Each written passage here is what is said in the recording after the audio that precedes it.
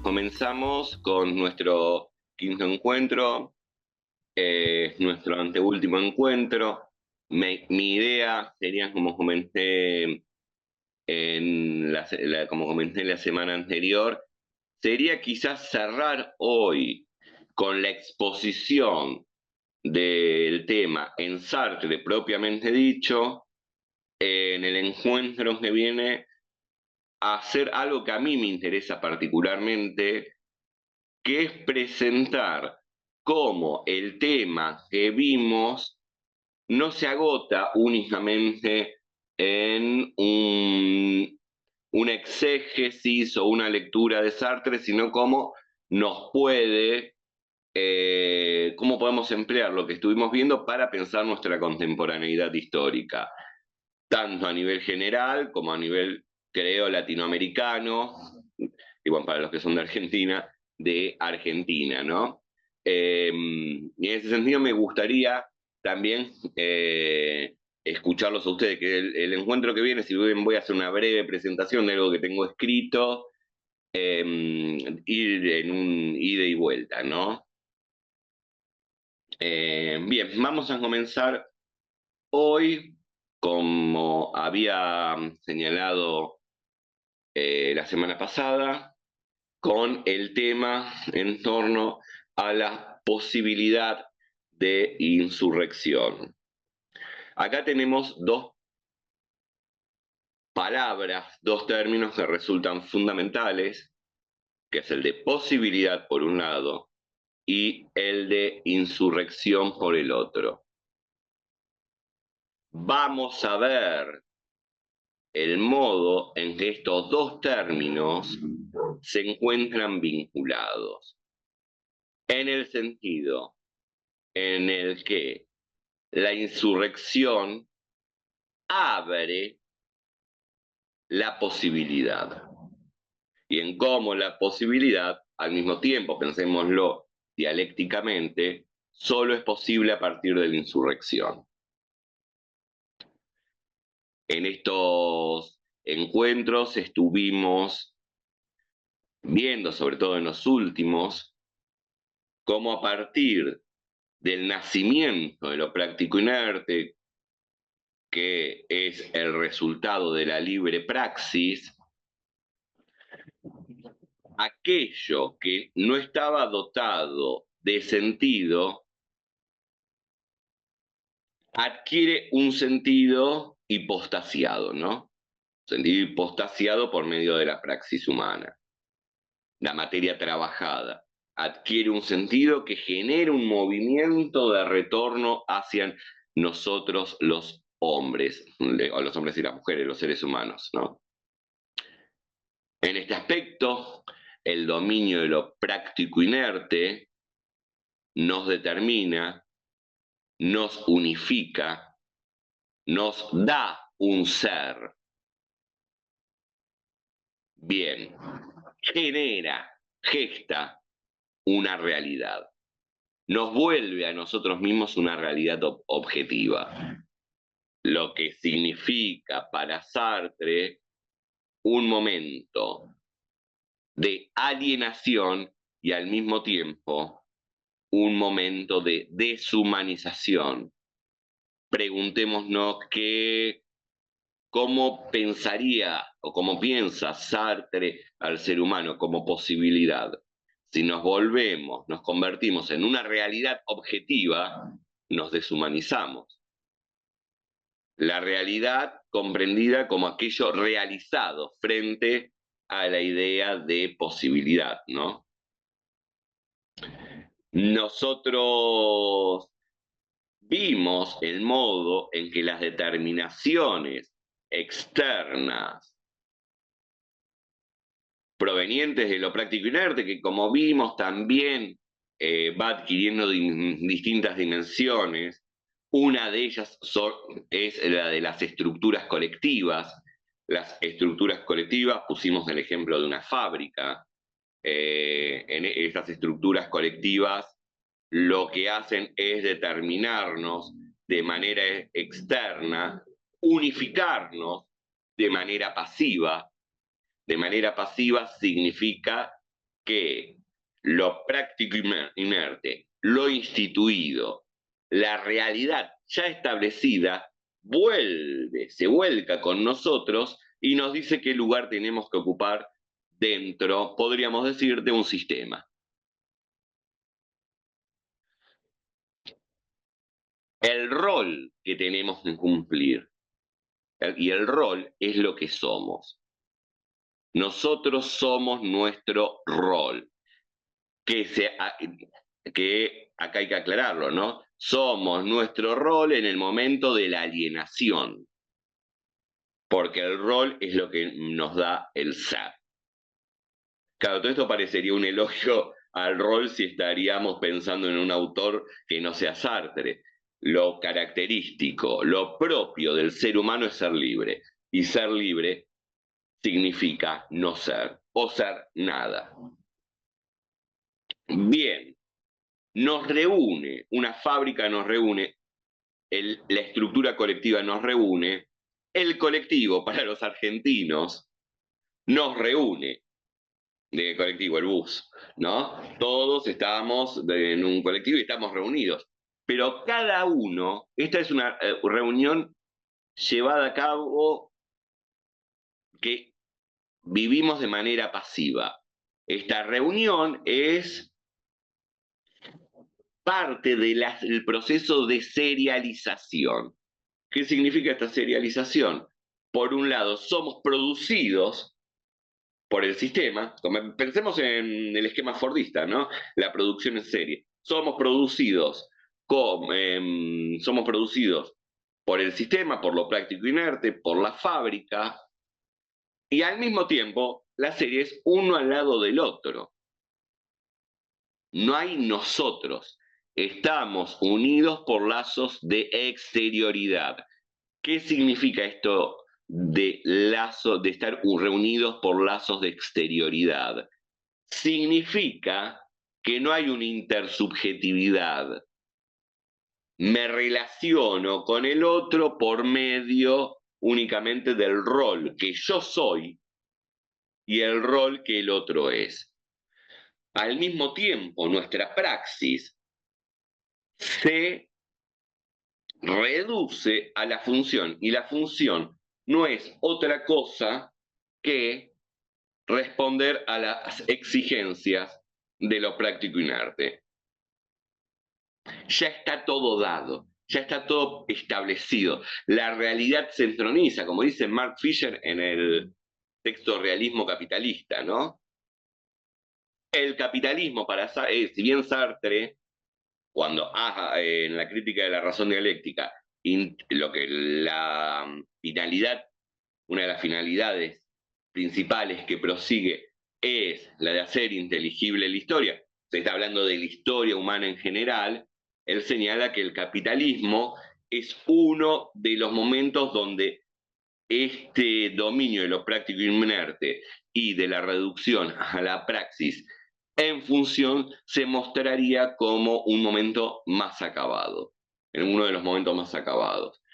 Para lanzar una línea en torno a lecturas contemporáneas, podemos, no, porque el texto está escrito en 1960, hace 64 años se escribió el texto, y obviamente el capitalismo sufrió cambios, mutaciones, transformaciones, pero en estos cambios, transformaciones, mutaciones, se fue dando una profundización, esa es la tesis que yo manejo, que también no es un invento mío, lo podemos ver cuando leemos autores contemporáneos, autores críticos contemporáneos, como el ya citado Mark Fisher, como alguien tan prolífico y leído, incluso por un público quizás no académico como es Byung-Chul Han, por Helmut Rosa, lo que nos encontramos es con el régimen neoliberal o el capitalismo tardío, o el capitalismo financiero. Hay un texto muy interesante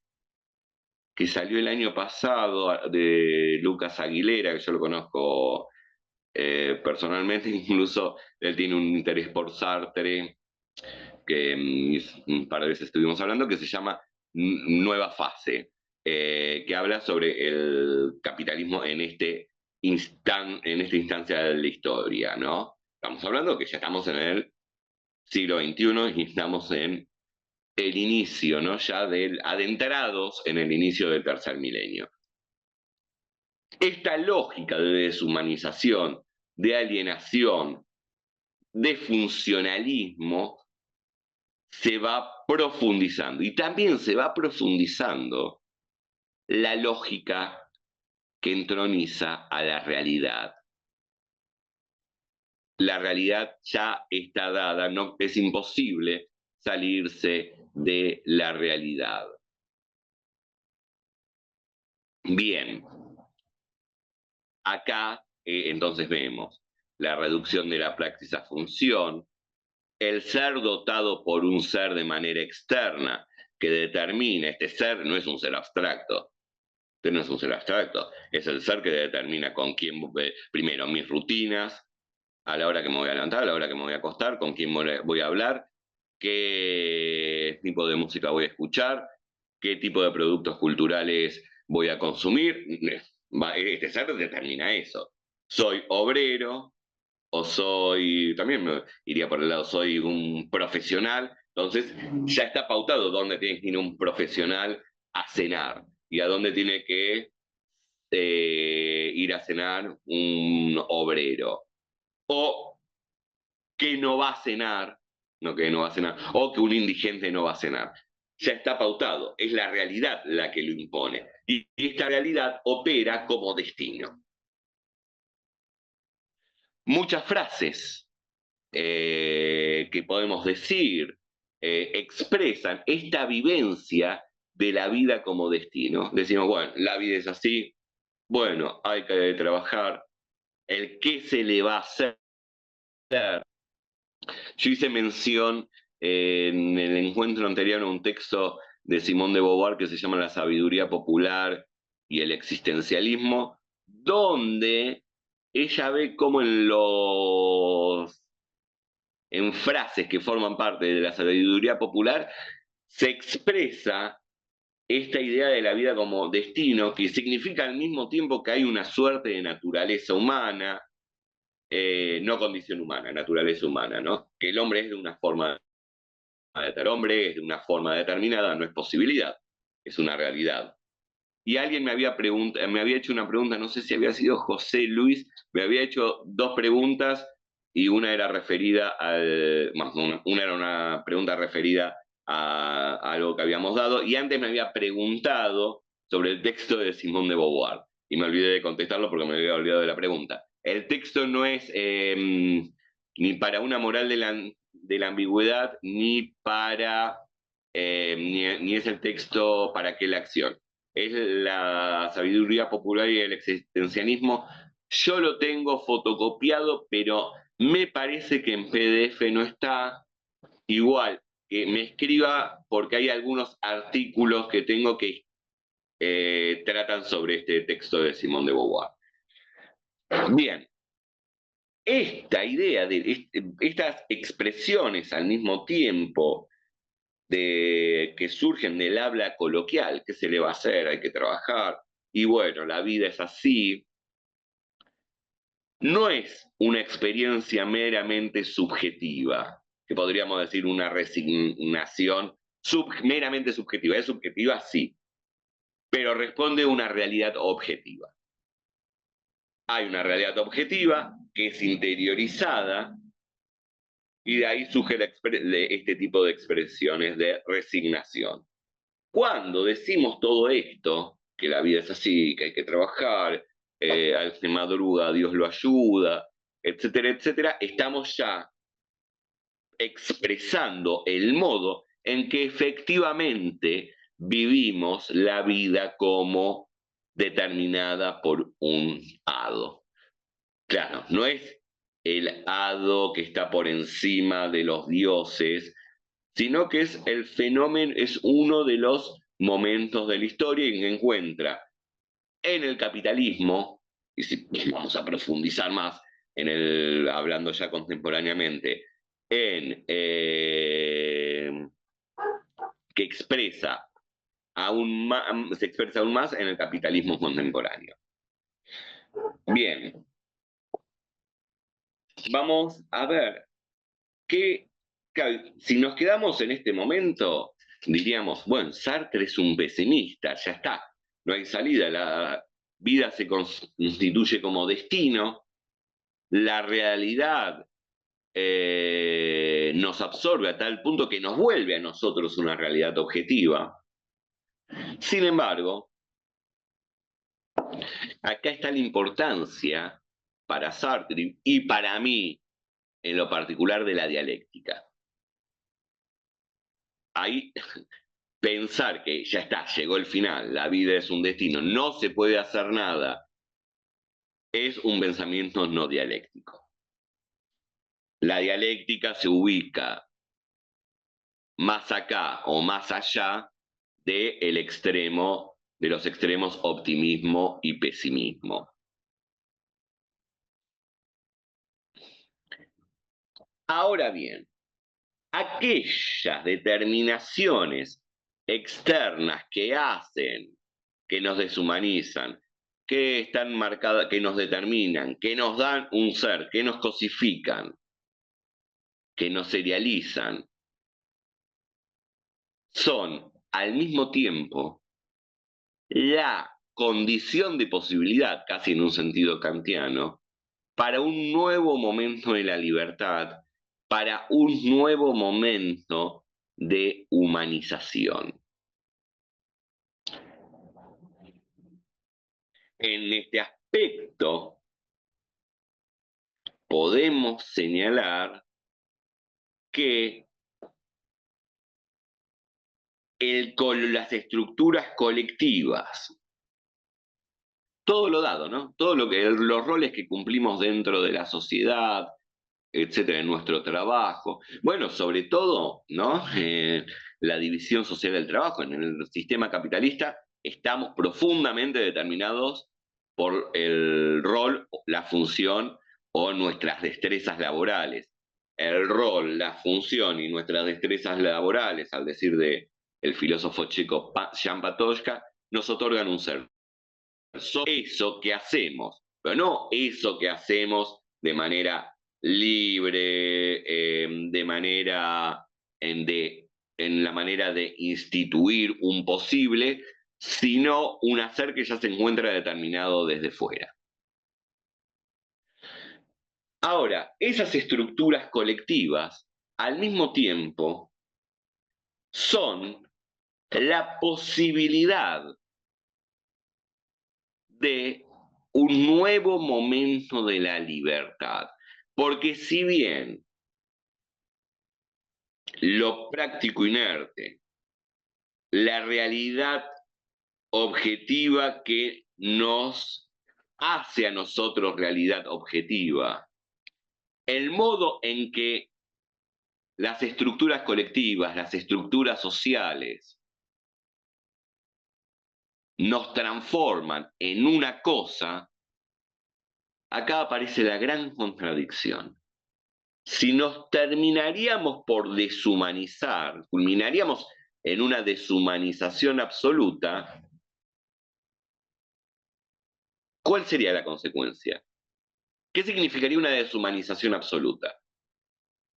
Nos volveríamos una cosa que ni siquiera tiene un automovimiento, no seríamos funcionales. Y esto es fantástico porque Sartre lo trabaja también en textos sobre el colonialismo, sobre todo en el texto, Sartre tiene muchos textos sobre el colonialismo, sobre todo con respecto a la guerra de Argelia, y en uno de los más conocidos, que es el prólogo a los condenados de la tierra, ¿no? El libro de Frantz Fanon, que se publica en 1961, Sartre dice algo, ¿en qué se sustenta el colonialismo? En la deshumanización de los colonizados. Pero al mismo tiempo dice, claro, hay que reducir al máximo su humanidad para que puedan cumplir la función dentro del orden colonial, ¿no? El colonialismo divide a la humanidad en dos tipos: el hombre propiamente dicho, que es el colonizador, y el subhombre, que es el colonizado. El colonizado no tiene ni los mismos derechos, no se le satisfacen las necesidades, ni siquiera al nivel, el nivel, bueno, el modo en que viven ni siquiera es el del proletario urbano de la metrópolis, es muy, muy inferior. Creo que en algún momento señalábamos esto de cambiarle el nombre, ¿no? En el sistema esclavista, que cuando se llevan a cabo las conquistas para la venta de esclavos, se les cambiaba el nombre no, creo, no lo vimos acá, lo dije en algún encuentro, en otro encuentro. Se les cambiaba el nombre a los esclavos. Claro, eso es borrarle las identidades, es algo, un modo de deshumanizarlo. Sin embargo, ¿qué pasa si deshumaniza? Ahí lo que va a señalar Sartre en el prólogo a los condenados de la tierra. ¿Qué pasa si lo deshumanizo de manera absoluta? Ya no me sirve. Al amo, al colonizador, no le sirve la deshumanización absoluta porque no sería funcional. No me, en un punto dejaría de servirme. Entonces debo guardar algo de esa humanidad. Y ahí está la contradicción, porque ese algo, ese resto de humanidad que queda en el colonizado, es lo que puede generar su insurrección. Pero no lo puedo eliminar del todo, porque si no, ya no me sería funcional. Y ahora podemos ver con respecto a esta idea de destino, esta forma de existir la vida como algo ya determinado, como una realidad inalterable, no puede quitarnos del todo la libertad porque no podríamos cumplir la función. En última instancia, para cumplir una función tengo que tomar decisiones extremadamente acotadas, pero siempre podemos decir hay un resto. Hasta ese resto que no puede anularse porque dejamos de ser funcionales. Bien.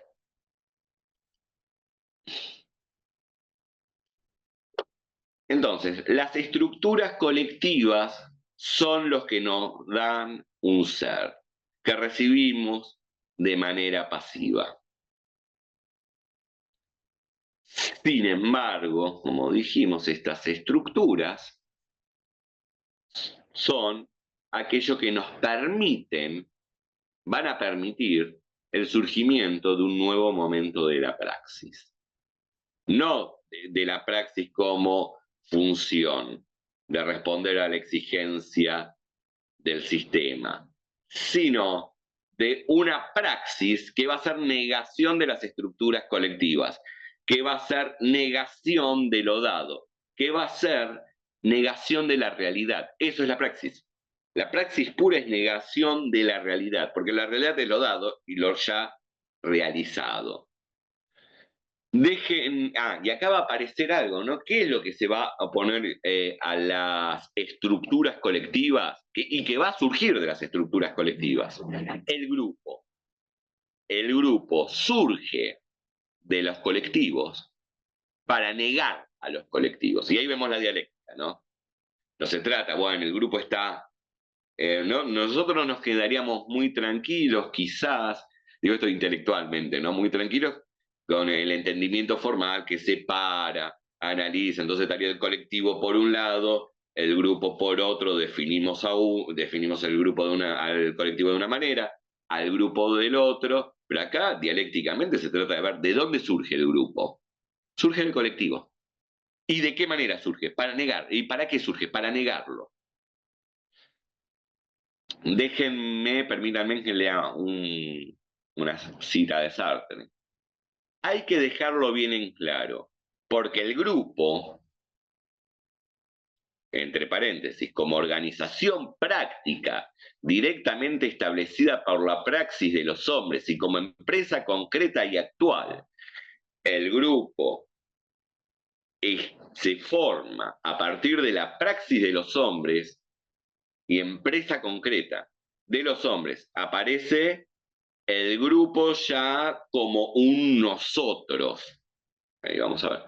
Solo se puede producir sobre la base fundamental de un colectivo que no por eso suprime, lo que habíamos dicho antes, o que en todo caso nunca suprime del todo, e inversamente, en la medida en que necesariamente actúa, cualquiera sea su fin, a través del campo práctico inerte, en tanto que libre organización de individuos por un mismo fin, su estructura de colectivo, es decir, tiene que utilizar su inercia para la práctica. El colectivo nos brinda al mismo tiempo las herramientas para la acción grupal. Esa inercia que nos determina, que nos aliena, es al mismo tiempo lo que cuando emerge el grupo, que también otro término emparentado con el de grupo es el de comunidad práctica, porque en el colectivo no hay comunidad, acá sí hay comunidad, hay un nosotros, hay lazos de interioridad, hay un fin común. En el momento de la serialización no hay fin común, cada uno prosigue sus fines individuales. Incluso ¿no? en el ámbito del trabajo. Cada uno trabaja por la propia supervivencia. Es un fin individual. Acá se gesta un fin común. Puede ser, vamos a ver ahora, no, la toma de una fábrica. Ahí hay un fin común. Somos nosotros los que tomamos una fábrica para hacer cierto reclamo. Y aparece esto, el nosotros. Pero aquello, precisamente, no la libertad, hay muy malas lecturas de Sartre donde se habla de Sartre como el pensador de la libertad absoluta y en ese sentido de una libertad abstracta. Confusión de términos. ¿Sartre puede llegar a hablar de una libertad absoluta? Sí, pero pensemos absoluta en el sentido en el sentido que la libertad no respondería a esquemas causales. Sin embargo, la única, por eso la libertad tiene que ser absoluta, estar absuelta de toda determinación causal. Sin embargo, la libertad sartiana es concreta porque se da siempre, y esto es en el ser y la nada también, se da en el ámbito de la facticidad. La facticidad es aquello ya hecho, ya realizado, establecido. La única, la libertad es absoluta, sí, pero no es para nada abstracta. Es en una situación rodeada de determinaciones. Absoluta simplemente porque, está bien lo que dice Sartre, si no respondería a esquemas causales, no habría libertad ahí. Bien, continúo. La acción grupal, entonces, va a significar una negación de las estructuras colectivas. Al mismo tiempo, esta negación no es abstracta, sino que es concreta y va a significar una reconfiguración de las estructuras colectivas. Recordemos que una negación se lleva a cabo en pos de una afirmación futura. Es decir, frente a cierta situación de opresión o de explotación, digo no a esto que estoy viendo, a esta situación que estamos atravesando, en pos de un proyecto en donde la situación actual no exista más. ¿Se entiende esto? Es una, no es una negación no es una mera negación, no es una negación únicamente, es una negación que se realiza en pos de una futura afirmación. Esa futura afirmación es, podría ser no pasar más hambre. ¿No? No quiero pasar más hambre. Bueno, y por eso digo no al presente, no a la realidad que se impone. En ese aspecto, los colectivos sociales se imponen como una fuerza que determina a los hombres de manera externa. Esto lo vimos muchas veces. Los hombres interiorizamos esta fuerza y nos constituimos como serie en relación a los otros hombres, relaciones de pura exterioridad. Y esto Sartre lo denomina una totalización sufrida. Claro, somos totalizados por ese otro proveniente de afuera. Estamos uno al lado del otro, cada uno prosiguiendo su fin individual y llevando a cabo su función. Y esto va a significar, pero al mismo tiempo, es la posibilidad de una totalización activa. Nosotros tomamos el mando, nosotros decimos no. Esta cuestión del no es fundamental. La libertad es negatividad. El no es el primer momento de la libertad.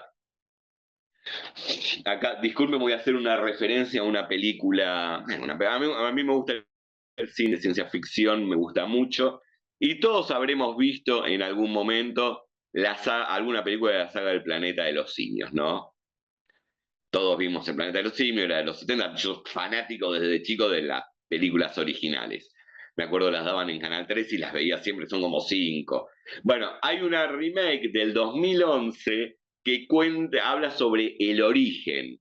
Y bueno, hay una droga experimental, no sé si la vieron, se llama El planeta de los simios Evolución. Claro, y hay uno de los simios, César, el que comienza a humanizarse, a pensar, y en un momento están los simios que son empleados para experimentaciones, etcétera. César los libera. Hasta ese momento César, el simio líder, nunca había dicho una palabra porque comprendía, actuaba, y la primer palabra que dice cuando se le vienen encima a los humanos es no. Y esa parte me pareció genial. Ahí termina de instituirse la humanidad de este personaje, cuando dice no. Su primera palabra es el no. Momento, entonces cuando decimos no, momento de humanización. Interesante pensar también acá ciertas... dentro, pero yo considero que Sartre es un filósofo de la negatividad.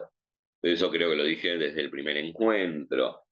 Podemos pensar diferencias con filósofos como Nietzsche, un filósofo del sí. En Zaratustra, ¿no? El filósofo es el que dice sí. Podríamos pensar a los que les interesa ya la filosofía más específica, ¿no? Ahí habría una diferencia interesante. También el modo en que en algunos autores aparece la libertad como, eso sobre todo lo trabaja Simone de Beauvoir, haciendo una crítica a filósofos de la línea de una fenomenología existencial, menciona a Jasper, menciona a Scheller, como aquel que asume su condición y sus lazos. Mientras que no, acá lo que vemos es que la libertad es decir no. No es no asumir mi responsabilidad, pero no se trata de asumir mi patria, mi religión o mi familia. Se trata de asumir mi libertad y mi responsabilidad sin ningún tipo de excusa. Ni mi patria es una excusa, ni mi familia es una excusa. O si leemos, disculpen si voy muy hacia textos artreanos, ¿no? Con las manos sucias. Ni el partido es una excusa, ¿no?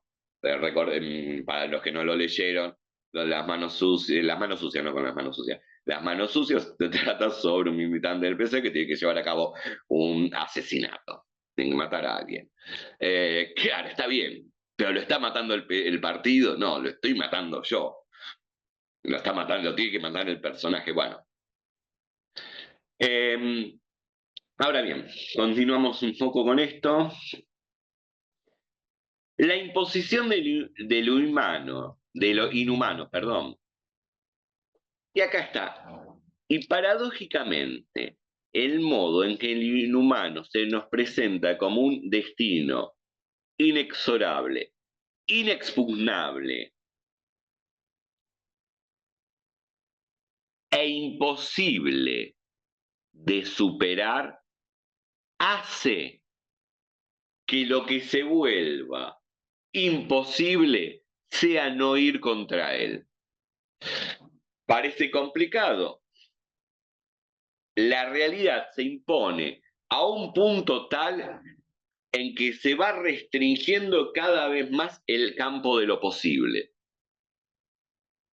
Esa es una cuestión muy sartreana, hablar del campo de lo posible. Lo posible se va reduciendo tanto que se vuelve imposible no superar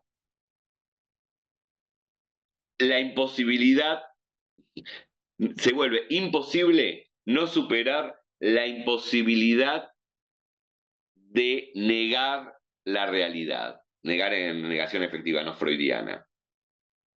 Es decir, la realidad, al disminuir, al restringir el campo de lo posible, hace que la vida sea imposible. ¿Y ahí qué pasa?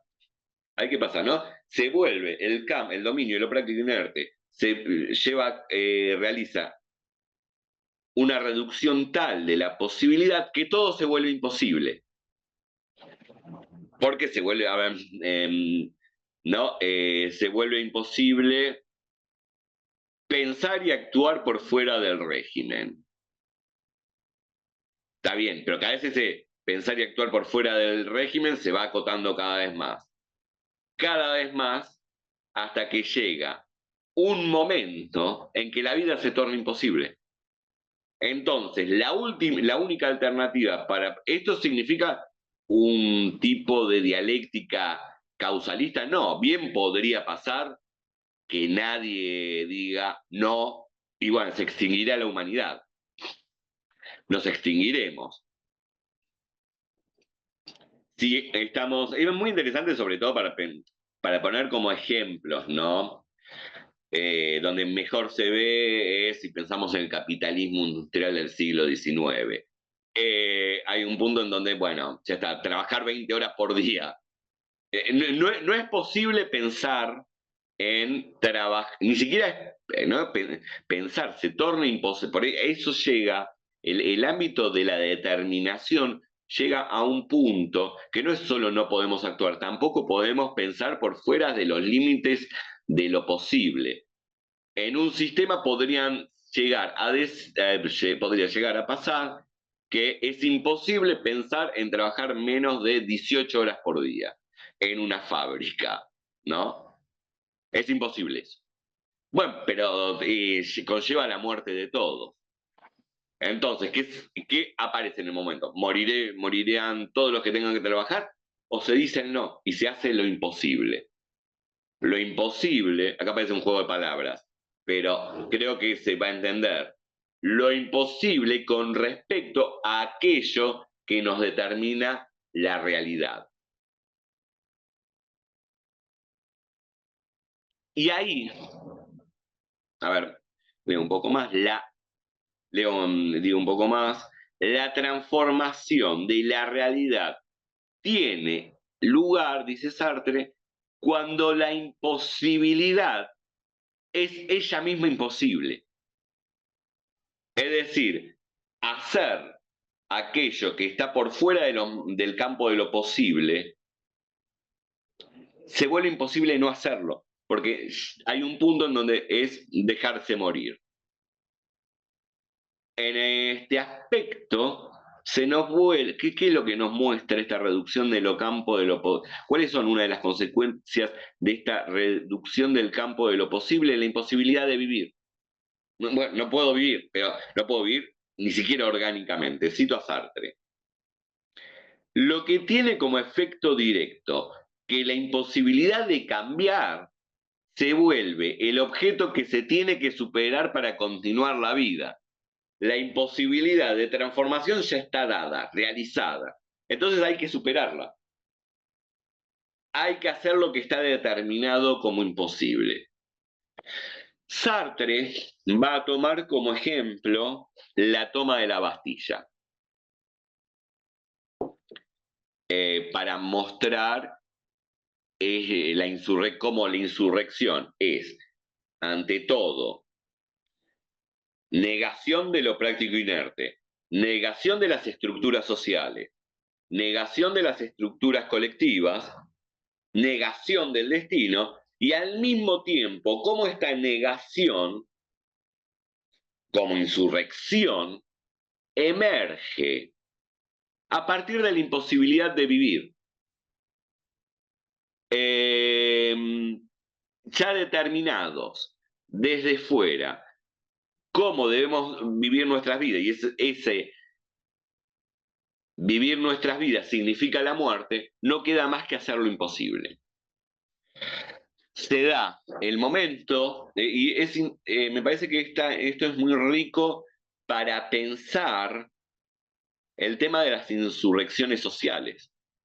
Pensemos en nosotros, disculpen, ya sé que hay muchos que no son de Argentina, la mayoría, pero cuando en el 2001.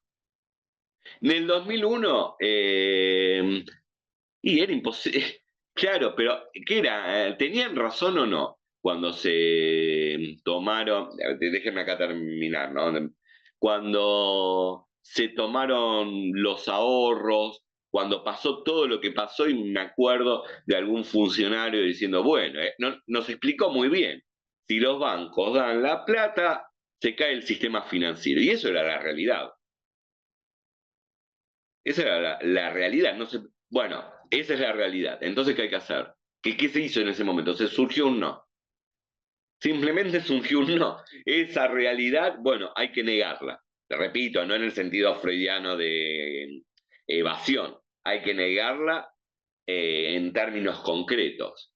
Ahí surgió una insurrección, porque ese sistema, aunque ya venía del 89, un poco, vamos a poner 89, ese sistema ya se tornaba todo invivible.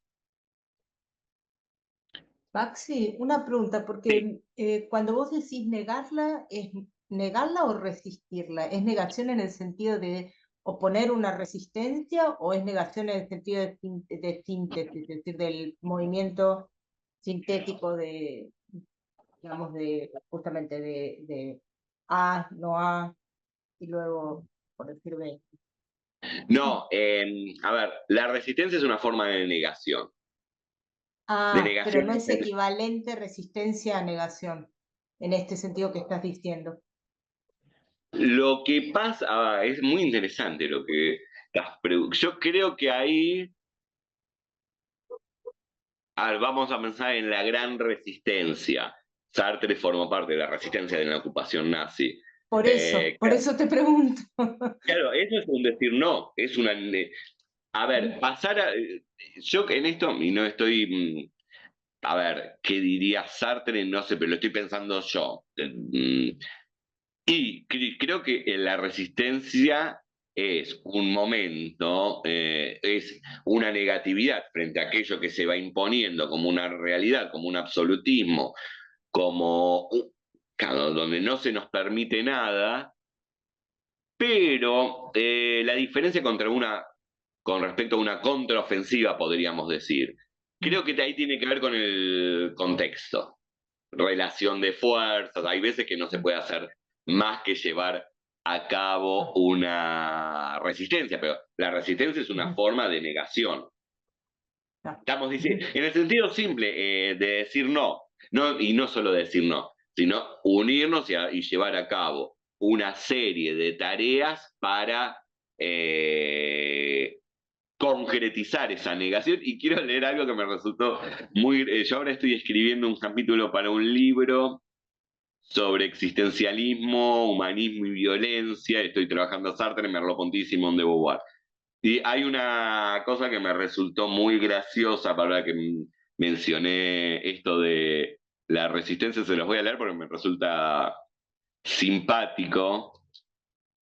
A ver, permiso. Ay, sí, Adrián, vas a hacer una pregunta. Yo mientras busco, tengo que buscar una cita. Sí, aprovechando un poco la intervención, ¿cómo sería la toma de conciencia de la negación de de vivir lo imposible? A lo mejor en términos epistemológicos o epistémicos, para decidir transformar esta imposibilidad. ¿Cómo De acuerdo. sería la toma de conciencia? Ajá. Bueno, acá Sartre tiene un texto, un texto, es una conferencia que da en el Instituto Gramsci de Italia, un año después de la escritura de la crítica de la razón, de la publicación de la crítica de la razón dialéctica, y donde discute con Lukács en el Lukács de Historia y Conciencia de Clases. Justamente algo raro, pero bueno, Lukács de Historia y Conciencia de Clases no es un marxista dogmático ni nada por el estilo. Pero él lo que le discute es el hecho de que la conciencia de clases, no, porque además conciencia de clases es un término, un concepto de Lukács, más que de Marx es de Lukács, él es el que profundiza la noción de conciencia de clases, ¿no? De toma de conciencia de clases, digo. En Lukács, según Sartre, aparecería por el propio devenir de la conciencia del proletariado. Las propias vivencias de la conciencia del proletariado lo harían, la propia experiencia de vida del proletariado en medio del sistema, como escalafón más bajo del sistema capitalista, lo llevarían a una toma de conciencia de la totalidad de la sociedad burguesa. Ahora, en Sartre no está eso, porque ahí aparece la libertad. Cuando decimos no libremente, alguien dirá no, y es necesario pensar, y esto ya lo dicen en el Ser y la Nada, para decirle no en este caso, ¿no? A la sociedad burguesa, al sistema capitalista, etcétera. Primero hay que pensar un mundo donde las carencias que padecemos no existan más. Y ese mundo que no es, esa sociedad que no es, donde no estarían las carencias de las necesidades básicas principalmente, es algo que surge de la nada, pero en el sentido ontológico sartreano. Creo, pienso, proyecto sería lo mejor. Un mundo donde el hambre que padezco hoy no exista. Eso es lo que movilizaría a la acción. Porque la acción en este sentido no estaría determinada,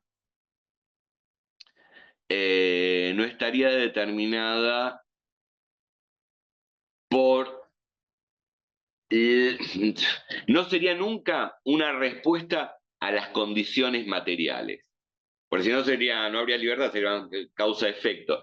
Al mismo tiempo, en sus textos, en los textos que conforman el ensayo de los comunistas y la paz, Sartre ahí se opone bastante al espontaneísmo, pero en el sentido de que habla de la necesidad de organizaciones y de partidos políticos. ¿Por qué? Porque puede llevar un momento en que, ¿cuánto se puede sostener una huelga? Digo, porque el proletariado padece frío, padece el hambre, por eso es necesario un partido que se mantenga, o uno de nosotros, o por ahí podríamos decir una agrupación de partidos, un partido que se mantenga en las adversidades, porque las masas pueden caer en la dispersión molecular, va a decir Sartre. Bueno, hacemos una manifestación, bueno, y aparecen en el frío, aparecen las necesidades y las masas se pueden dispersar. Y no es una crítica a las masas, no es una crítica a las masas, sino que está pensando esa realidad efectiva. Claro, o el sometimiento a cada vez peores situaciones de vida nos conllevan necesariamente, por esto también, ¿no? Que estábamos hablando antes, no se conlleva necesariamente a una insurrección. La restricción del ámbito de lo posible no es causa de la insurrección, abre la posibilidad, porque bien podríamos extinguirnos y morirnos. Y quería leer, no sé si me explico. Además, acá sí Sartre está hablando, cuando aparece la insurrección, y vamos a terminar con esto, digo, en el seminario, la crítica de la razón dialéctica sigue, porque después habla de la necesidad de formar nuevas instituciones. Hay una insurrección que vamos a ver, ahí es el momento del apocalipsis, va a decir Sartre, tomando un ejemplo de Malraux, en una novela que tiene sobre la guerra civil española. Ese momento viene en un momento de una nueva institucionalización. Va a volver a aparecer lo práctico inerte, no es insurrección constante, o permanente, mejor dicho, ¿no? Porque este grupo que dice, no, después tienen que organizarse, al organizarse tiene que distribuir roles. Y permiso, pero quiero leer algo que había estado con respecto a esta pregunta que hizo. No sé si te respondí, Adrián. Sí, justo también, a lo mejor nada más como comentario complementario, justamente pensaba en la referencia que habíamos hecho hace unas clases sobre el hombre rebelde y también a lo mejor traer a cuenta o la pregunta de si esta insurrección respondía solamente a un pensamiento occidental, como Camus lo pone en El hombre rebelde, considerando que a lo mejor algunas comunidades orientales están limitadas y que no hay esa posibilidad de trascendencia por limitaciones metafísicas religiosas a nivel social, por ejemplo. Bueno, en el caso de Sartre, a ver, primero Sartre está pensando en el siglo XX. Y digo esto, él va a apoyar la Revolución China y va a apoyar los movimientos argelinos y va a apoyar las luchas tercermundistas. Y va a señalar que esas son formas: China, Cuba, digo, tres ejemplos que son fundamentales para Sartre: China, Cuba, Argelia, Vietnam. Son momentos en que se dice no. Se le dice no al colonialismo, ¿no? Después, bueno, se organizarán de alguna manera, sobre todo en los textos, sí. Con los textos de Argelia comienza ya en la década del 50, pero bueno, en los textos de Sartre del 60, de los 60, ¿no? Bueno, es el movimiento. Tengamos en cuenta que Camus muere antes que Sartre, ¿no? Mucho antes que Sartre, y aparece todo el tema del tercermundismo. No, claro, no. Sartre hace mucho hincapié en las sociedades que denominaríamos como no occidentales. Y quería leer, a ver si lo encuentro, permiso, acá. Ayer estaba leyendo algo con respecto a esta cuestión de la resistencia, cuestión muy importante, ¿no? Dentro de esta generación de autores que los reúne Sartre, Merleau-Ponty y Simone de Beauvoir. Se habían conocido cuando estudiaban, pero después se vuelven a juntar, a reunir. Bueno, Sartre y Simone de Beauvoir siempre tuvieron una relación, ¿no? Pero se vuelven a reunir por un acontecimiento como es el que mencionó Laura, que es el de la resistencia, ni más ni menos que la resistencia al nazismo. Esperen.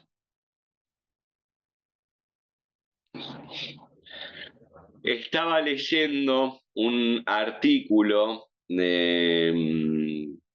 el año pasado salió un texto sobre Simone de Beauvoir, Leandro Marín, creo que se llama uno de los compiladores, el apellido es Marín, y tiene un ensayo sobre el compromiso político de Simone de Beauvoir. Y déjenme leer esta parte porque me resultó graciosa.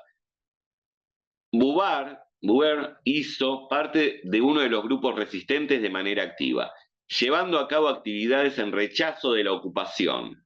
En su propia residencia se realizaron reuniones clandestinas donde se discutió la posibilidad de realizar atentados con explosivos. Pero rápidamente los asistentes, entre los cuales se encontraban Jean-Paul Sartre y Maurice Merleau-Ponty, se dieron cuenta de que ninguno se sentía calificado para fabricar bombas o lanzar granadas. Lo que le llevó a privilegiar entonces la elaboración de panfletos y la recepción de informes, además de la difusión de volantes y boletines en contra del fascismo, pues solamente tenían la capacidad de utilizar las armas de la palabra. No, me resultó gracioso cuando lo leí, me imaginé la situación, bueno, vamos a fabricar bombas, no tengo idea de cómo se hace, bueno, hagamos folletines. No, claro, pero la resistencia es una de las formas en que se despliega, vamos, yo digo negación, por ahí suena mejor sobre todo decir negatividad, ¿no? Porque negación tiene esta cuestión que nos suena a evasión de la realidad. Es una de las formas en que la resistencia es una de las formas en que se realiza la negatividad. De por sí, estamos diciendo no. Bien, Porque implica continuamos. acción. Maxi, lo que a mí me interesaba pensar es que implica la acción, es eso, porque si hablamos de negación, es decir, es como una puesta en acción de la negatividad. Es decir, Exactamente, sí. Que también, claro, porque uno si va al ámbito sartreano, o quizás de tanto leer Sartre, porque negación para Sartre es una acción, no, porque es acción, no es ni de pensamiento solo, es la libertad se realiza como, sí, pero podríamos decir negatividad. Incluso tiene este core, que Sartre también emplea la palabra negatividad, ¿no? Se lo ve quizás más hegeliano marxista. Bien, y en francés, continúo. perdona, y después no interrumpo más, pero en francés, ¿cuál es el término? ¿Vos sabés cuál es el término? Es Mira, él habla de, sobre todo, no, dice negación, pero en el ser y la nada, negación. Ah. en el ser y la nada, al mismo tiempo que la acción es, si ves, tomás la palabra de la traducción de Losada, la acción es esencialmente nihilización. Pero en francés es nadificación, es nadificación. Eso sería la negación, es un despliegue de la nada. Bien, ahora cuando tomamos la Bastilla, ¿qué pasa? Pone como ejemplo la toma de la Bastilla. Leo. El pueblo de París se encuentra en estado de insurrección desde el 12 de julio. Su cólera tiene causas profundas que aún no han alcanzado a las clases populares, sino en su impotencia común. Claro, fíjense, ¿qué es vivir la vida como destino? La impotencia es un punto en que no es la impotencia de transformar el mundo, la impotencia misma de actuar, pero al mismo tiempo la impotencia misma de sobrevivir, ya está. El frío, el hambre, es una impotencia sufrida. El frío, el hambre, etcétera, sufrido todo con resignación.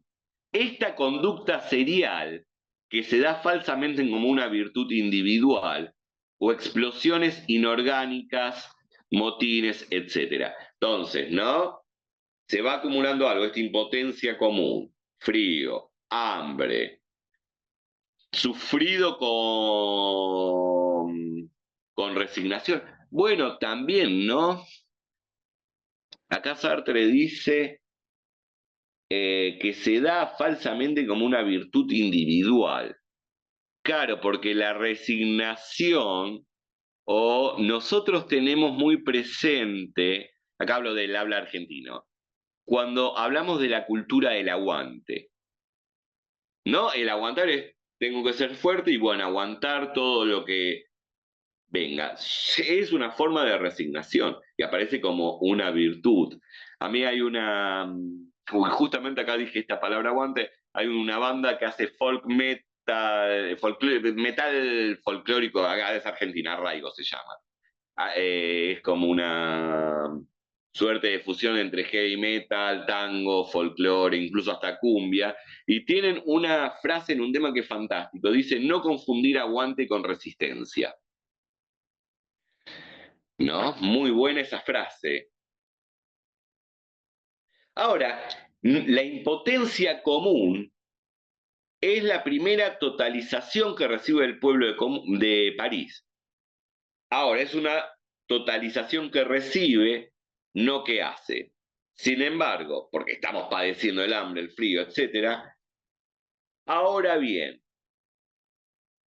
París, fíjense, la ciudad como que se les presenta como una fuerza inhumana que impone a los hombres su destino.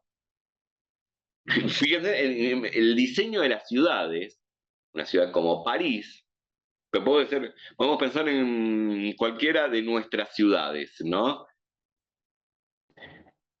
Es una fuerza inhumana que impone un destino, ya de por sí, donde viven unos, donde viven otros, donde la ciudad nos determina.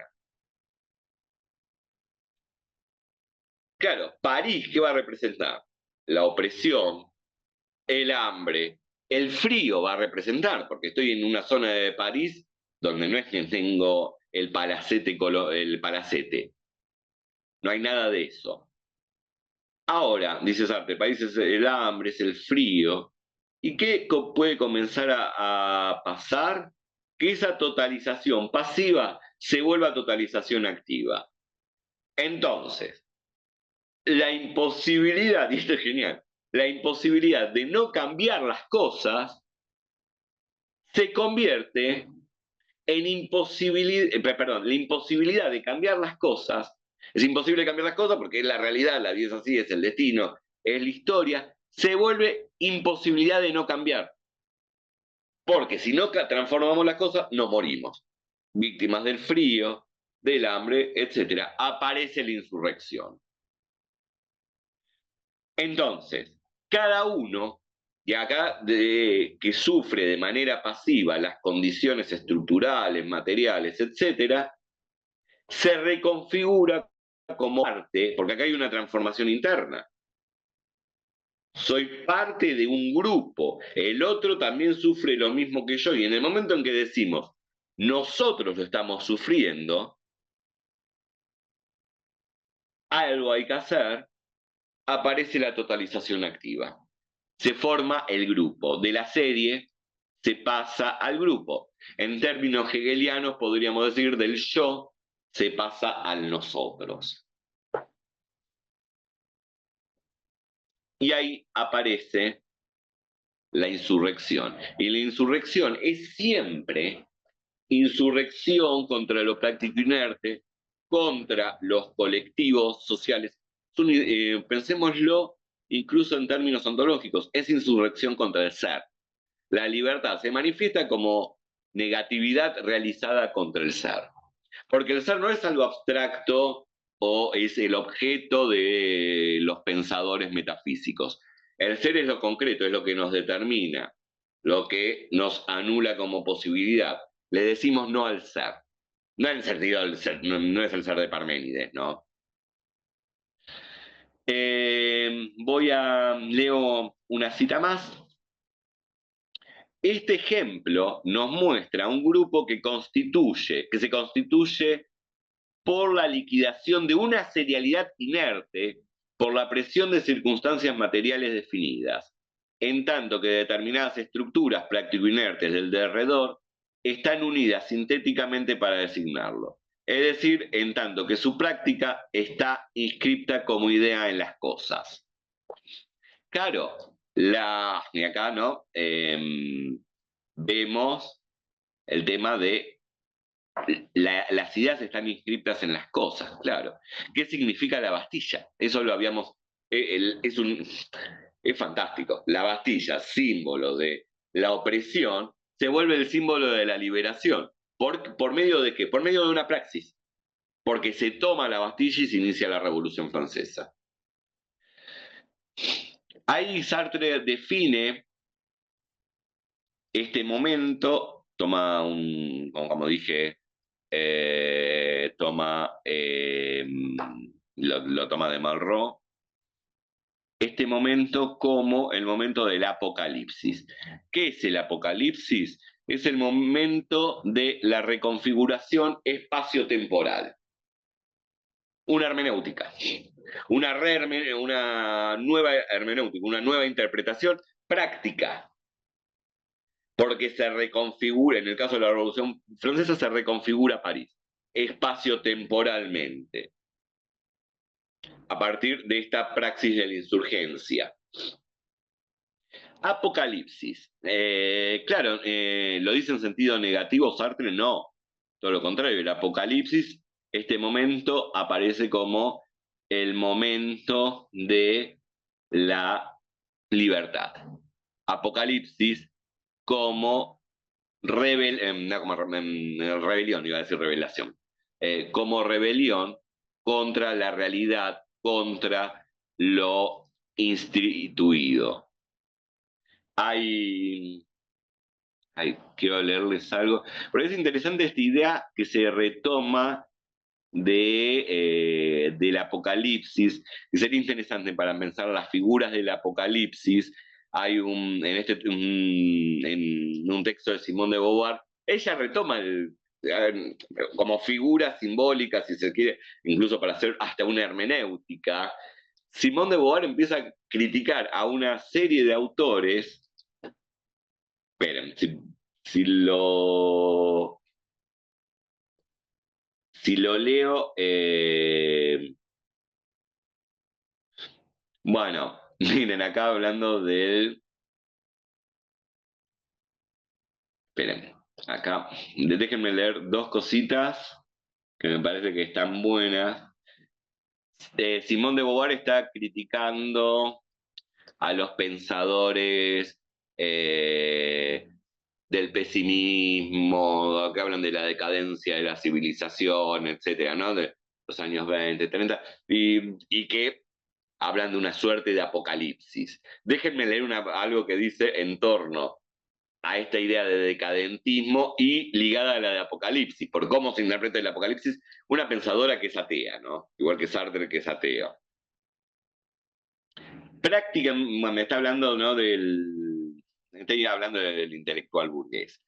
Prácticamente vencido, teóricamente acorralado en unas contradicciones insuperables, cabe preguntarse por qué el intelectual occidental se obstina en defender una civilización condenada, que duda de sí misma. Si nuestra civilización no es la civilización, sino apenas un momento de la historia humana, ¿por qué no trascenderla hacia la totalidad de la historia y de la humanidad? Mounier señala justamente que la noción de apocalipsis, a través de la cual se expresa la mala conciencia europea, está falsificada por el miedo. Y acá lo que dice son 3 renglones. En realidad, dice él, el apocalipsis no es un canto de catástrofe, sino un poema de triunfo, la afirmación de la victoria final de los justos y el campo del reino final de la plenitud. Interesante esta lectura. Cuando decimos nosotros apocalíptico, es algo decadente, malo, pero claro, Apocalipsis, bueno, el libro de las revelaciones en la Biblia, teológicamente es esto, pero también como figura, más allá de una religiosidad, el Apocalipsis en última instancia es el reinado de los justos. Pero bien, bueno, y Sartre emplea este término del apocalipsis, del momento del apocalipsis en el grupo Fusión, en la formación del grupo Fusión, el momento de la comunidad práctica, porque acá hay otra cuestión importante. Sartre habla de comunidad práctica porque nosotros significa una acción. Nosotros somos los que actuamos. Ahí, siguiendo un poco lo que decía Laura, la primacía que tiene la acción. Bueno, leo 2 cosas más y ya pasamos. Claro, y la serie se convierte en grupo, momento del apocalipsis. Leo. Ahora el grupo es la ciudad. El grupo práctico, que lleva a cabo su praxis, se convierte en la ciudad y reconfigura la ciudad. Cada esquina, cada construcción, cada centímetro adquiere una nueva significación a partir de la insurrección. La Bastilla, por ejemplo, deja de ser el símbolo del poder realista. La Bastilla se vuelve el interés común, en tanto que puede y debe ser al mismo tiempo desarmada, fuente de aprovisionamiento de armas y tal vez vuelta contra los enemigos del oeste. La urgencia proviene de la rareza del tiempo. El enemigo puede llegar en cualquier minuto. La operación se define ante cada uno como el descubrimiento urgente de una terrible libertad común. Y París, por medio de la praxis, se vuelve el ámbito de la libertad. Impresionante la parte de la Bastilla, es muy significativo. Del poder realista pasa a ser el poder del símbolo del poder realista al símbolo de la revolución. Y con esto termino, porque acá es importante aclarar que no es una experiencia meramente subjetiva esta reconfiguración. Tiene una objetividad real, ¿no? Bueno, no podemos estar pensando subjetiva, pero porque esa subjetividad responde a lo objetivo también, y así como lo objetivo responde a lo subjetivo. Lo último que leo, y esta transformación no es un cambio en sus conocimientos o en su percepción, es un cambio real en él de la actividad inerte en acción colectiva. En este instante es soberano, es decir, que por el cambio de la praxis se vuelve el organizador de la praxis común. No es que se quiera así, se hace así. Todo esto que va aconteciendo no es un cambio de percepción de que ahora estoy viendo la Bastilla como un símbolo de la revolución. No, es el símbolo de la revolución. Porque se trata también acá de pensar no en el sujeto por un lado y el objeto por el otro, sino una dialéctica entre ambos. Y bien, bueno, si les parece, cerramos acá y pasamos a las Sí, preguntas, sí. comentarios, charlas. Perdón, Carlos, no, dale. No. Lo mío es solo una consulta porque el otro día ya mencionaste el tema de la Bastilla y no termino de entenderlo en este sentido. Yo pensaba al hacer anotaciones, no habría que decir la toma de la Bastilla, creo que lo dijiste también, porque en realidad aquello que es el símbolo de la monarquía, del ancien régime, se vuelve luego el símbolo de la fraternidad, la igualdad y la libertad. Pero en realidad es justamente, creo, lo que expusiste hoy, que es negar ese símbolo, es decir, es actuar a partir de la negatividad sobre la Bastilla.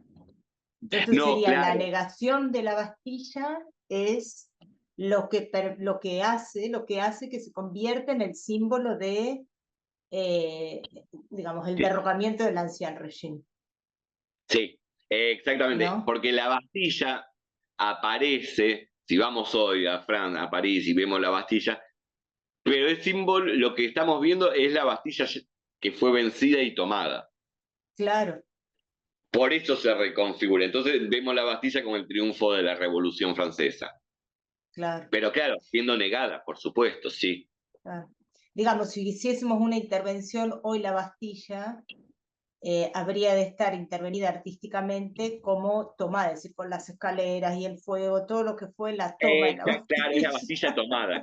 Claro, sí, sí, no, Claro, no, no no. es la Bastilla, eso es lo que produce un poco no confusión, pero que molesta un poco cuando vemos la Bastilla como el símbolo de la Revolución Francesa, pero porque varias veces cuando vemos en el romanticismo eso aparece todo el tiempo, es la Bastilla como el símbolo del derrocamiento del ancien régime, pero yo a veces insisto, es la derrota, es decir, el derrocar la Bastilla con sus funciones, lo que simboliza la finalización del ancien régimen antes de la vuelta de la instauración del terror. Eso sería ya como de vuelta, bueno, ahí sacamos la toma de la Bastilla y vuelve la Bastilla a ser, es decir, es como una, como si fuese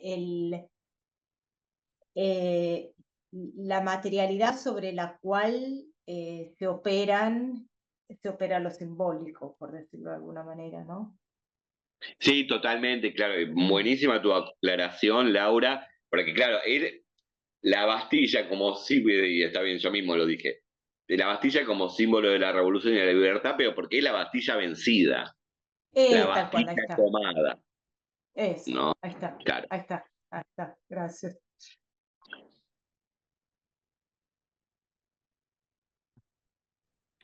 Yo también, ahora una pregunta de nuevo.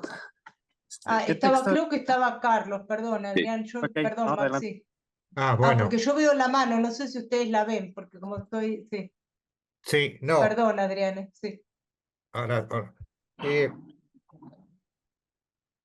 mientras va deviniendo la historia, o la praxis de la historia, como, como es todo un grupo finito, digamos, Mm. parecería que van disminuyendo las posibilidades de actuación, Mm. ¿correcto? Por Sí, supuesto que va a llegar la imposibilidad y eso va a ser superada, etc. Pero mientras tanto, digamos, en esta línea de tiempo histórica, parecería que cuando va avanzando, no sé lo que es el tiempo ni nada, pero cuando va avanzando van disminuyendo posibilidades.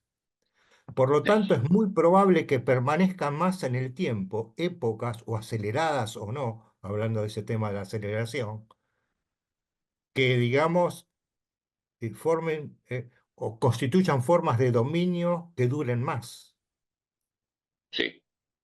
¿no es cierto? Plenamente de acuerdo. Y Sí, ahí quería introducir que la lucha entre conciencias que se está viendo ahora, si bien hay guerras y todo lo demás, pero la lucha de conciencias, la lucha de conciencias siempre es a muerte.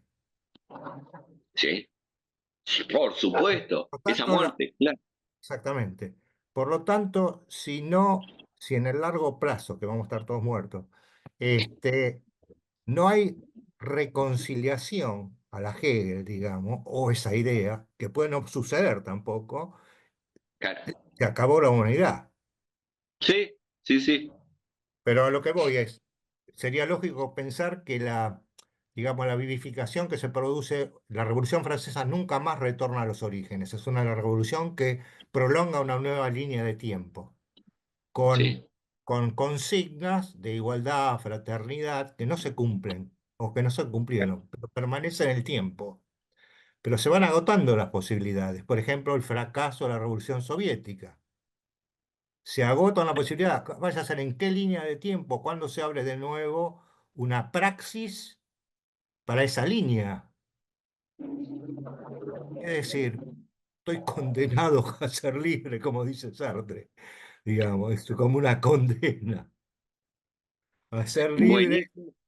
Sí, ahí en este esquema espacio-temporal, ahora con toma de universidades y qué sé yo.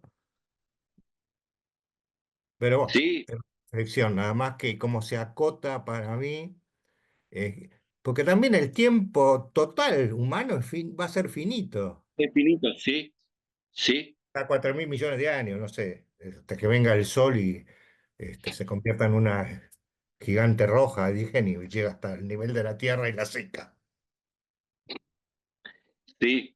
Esto que estás diciendo, claro, vale aclarar que puede darse. Por un lado, puede no darse la insurrección. Yo estoy de acuerdo con lo que No, yo, aclaré y puede darse, fantástico. Yo cada vez estoy más, dijiste la reconciliación de la que habla Hegel, y además que yo estoy cada vez como más viendo las referencias de Sartre a Hegel, pero no las referencias mencionadas, sino está empleando categorías de Hegel, cosa que ya viene desde el ser y la nada, donde ser en sí, ser para otro, las tres categorías fundamentales de Hegel, o tres de las categorías fundamentales de Hegel, que son las tres categorías ontológicas fundamentales del ser y la nada.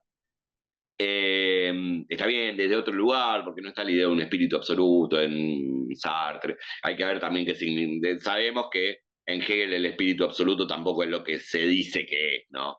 Claro, pero el tema es que puede no darse no puede no darse la reconciliación. Y bueno, la humanidad se acabará.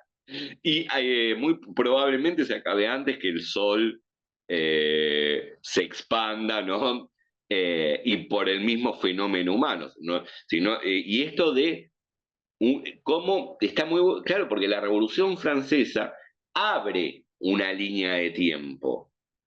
Claro, como la abrió en su momento también la Revolución Rusa, que culmina en un fracaso absoluto, sin lugar a dudas, ¿no? Eh, y ahí claro, y tenemos para pensar qué pasa con Fukuyama y la idea de fin de la historia. Bueno, la historia llegó a su final. Después, bueno, vimos que no es tan así, aparece cierto mundo multipolar, etcétera. Eh, y creo que estamos viviendo, no solo nosotros los argentinos, en líneas generales, estamos viviendo en una suerte de clausura de la historia. Pareciera que no habría la posibilidad de instituir una nueva línea histórica, ¿no? Y también habría que pensar articulando el fracaso de la Revolución Rusa con esto, porque incluso ¿no? Nosotros podemos ver qué apareciera como, centraremos no para no hablar política latinoamericana, sino que aparecería como una alternativa, a decir esto, ¿qué aparecería como una alternativa al capitalismo en su versión neoliberal en Europa? Bueno, una versión más liviana del capitalismo neoliberal. Fíjense cómo ¿no? Que llegamos a un punto donde no solo no ponemos en duda el capitalismo en cuestión, sino que no ponemos en duda el neoliberalismo. Podemos ser, bueno, un cierto neoliberalismo, por denominarlo de alguna manera, de izquierda, ¿no? Pero cómo se va acotando cada vez más el ámbito de lo posible. No, me parece, no sé si respondí tu pregunta. Antes pensábamos que son cuestiones, ¿no? Contra los ideales de la revolución, digamos, francesa universal, fraternidad y las extensiones de la paz y las naciones, de la paz de las naciones y todo que se preveía en ese siglo, ¿no es cierto? En el inicio de la revolución, el enciclopedismo, el conocimiento, el saber y todo lo demás, en contra de todo eso, ¿no? Es como, digamos, entrópicamente, la entropía está avanzando y acelerada no leí el libro de Rosa todavía, pero digamos, aceleradamente, entrópicamente, a desorganización. Totalmente, Lo pero cual es peligroso, peligroso ecológicamente para el planeta, para todo, ¿no? bueno, a mí algo que me parece, a ver, y esto es, dijiste peligroso para el planeta. Desde todos los campos Una bola de barro. políticos se habla de crecimiento económico. Digo, uno no puede hablar en contra de la idea de crecimiento económico. ¿Hasta cuándo vamos a resistir el crecimiento de la productividad? Que eso se denomina crecimiento económico, el crecimiento de la producción. Hay un momento en que el planeta no va a dar abasto. Yo creo que hay Marx, también Lukács, sacando la cuestión de que, obvio, ellos piensan, si bien son no es lo mismo el siglo XIX, que el mejor Lukács que escribe, sobre todo el de la década del 20, cuando se está iniciando la Revolución Rusa, etcétera, está bien, nosotros no tenemos el... Y creo que esto, nosotros, en tanto estamos en otra época, no tenemos el horizonte histórico de la reconciliación final del hombre con el hombre, el reinado de la libertad, porque eso también hay que verlo en Marx, como también en Lukács. cuando hablan de comunismo, que no se están refiriendo al Partido Comunista, ¿no? El comunismo es el reino de la libertad, paso del reino de la necesidad al reino de la libertad, reconciliación final con el hombre, fin del trabajo. No, ni siquiera no están hablando de una mejor distribución del ingreso. Están hablando del fin de la alienación. Eso es precisamente. Marx dice en uno de sus manuscritos, con el reino de la libertad ya no habrá escritores, habrá hombres que escriban. Es el hombre reconciliándose consigo mismo y esto que veíamos, ¿no? De la imposición del ser, etcétera. Ya no habría un ser impuesto desde fuera donde yo soy proletario o soy capitalista o soy escritor. Hombres que escriban, hombres que trabajan. En los manuscritos de París, los de 1844, Marx habla de humanismo integral, naturalismo cumplido. A ver, ¿era un utopista Marx? No. Había una línea histórica que estaba la apertura de una línea histórica que lo habilitaba a pensar eso. Pero nosotros estamos en otra temporada y no lo vemos eso, y está bien que no lo veamos. ¿Quiere decir que no se vaya a dar nunca? No, nosotros no lo podemos percibir porque no está anunciado como una posibilidad histórica. Estoy totalmente de acuerdo.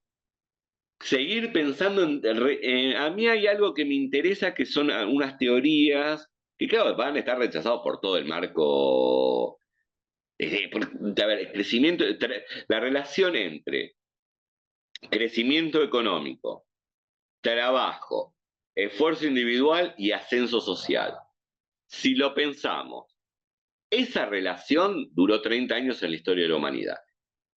Fueron 30 años en la historia de la humanidad, fueron 30 años y se acabó hace 50, más o menos, ¿no? Con la dictadura en Argentina, Pinochet en Chile, pero ¿no? Y Thatcher en Inglaterra y Reagan. Se acaba el estado de bienestar que duró 30 años, de la posguerra hasta fines de los 70. Bueno, ya empieza con la crisis del petróleo a darse esa reconfiguración.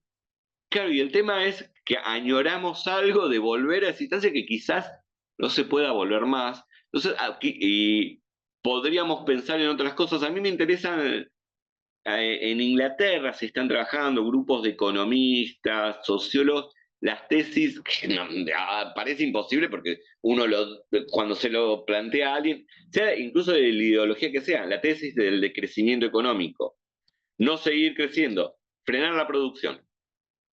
¿Por qué? Pero porque el planeta no lo va a aguantar. Y además, por un lado, el planeta no va a aguantar una extracción de recursos permanente. ¿Hasta cuándo?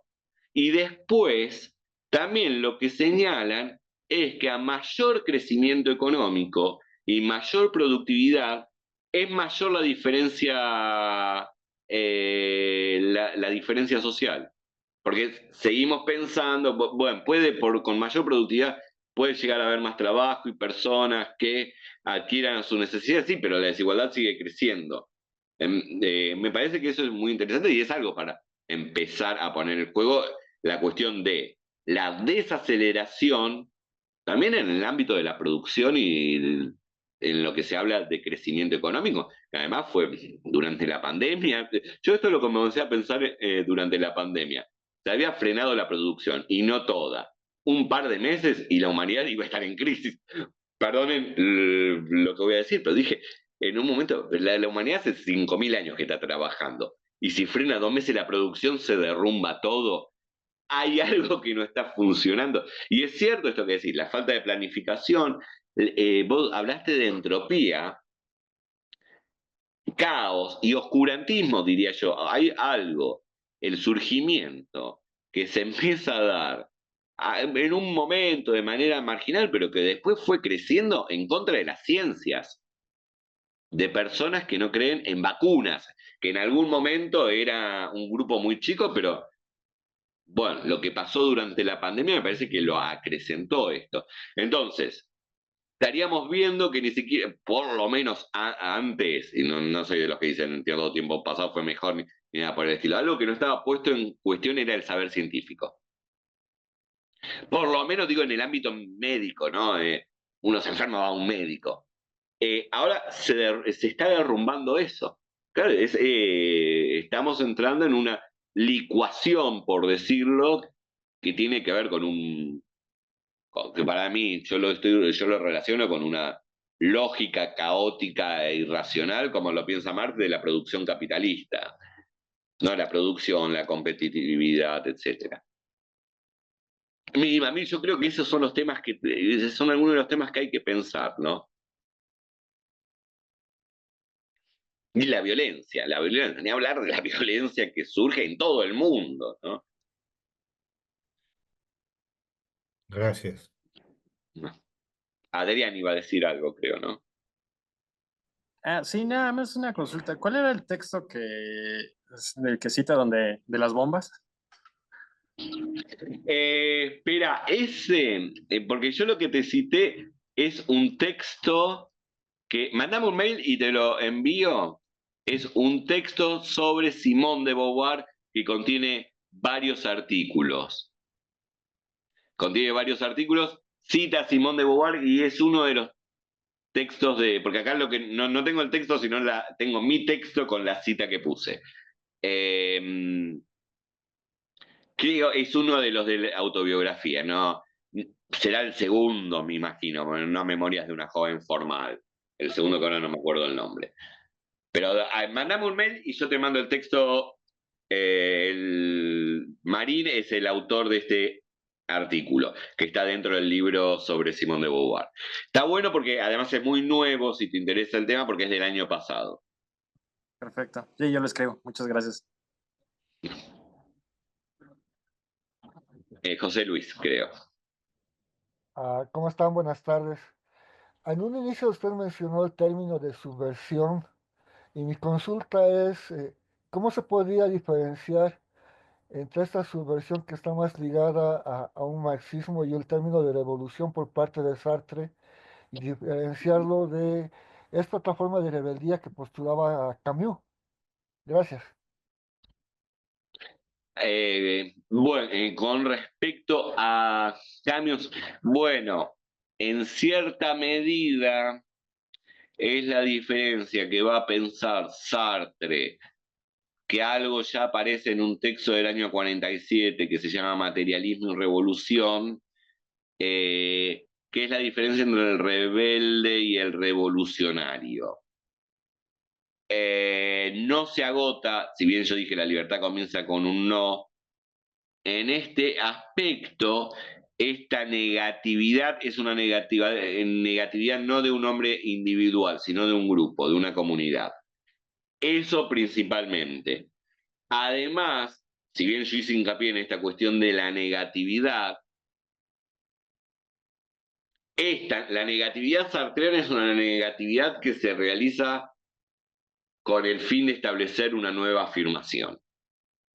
Eso es lo fundamental. Esa es la diferencia. El rechazo al statu quo se lleva a cabo para establecer un orden, algo del orden de lo distinto, o establecer un orden distinto, y la negación sartreana, o negatividad, y eso ya está en el ser y la nada, es una forma de totalizar.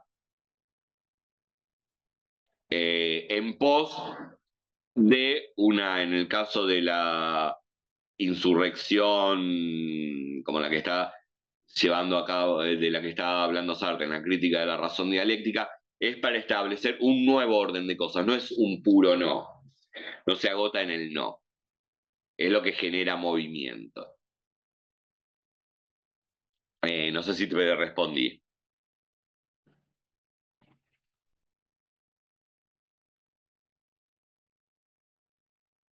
Hay una pregunta en el chat, ¿no?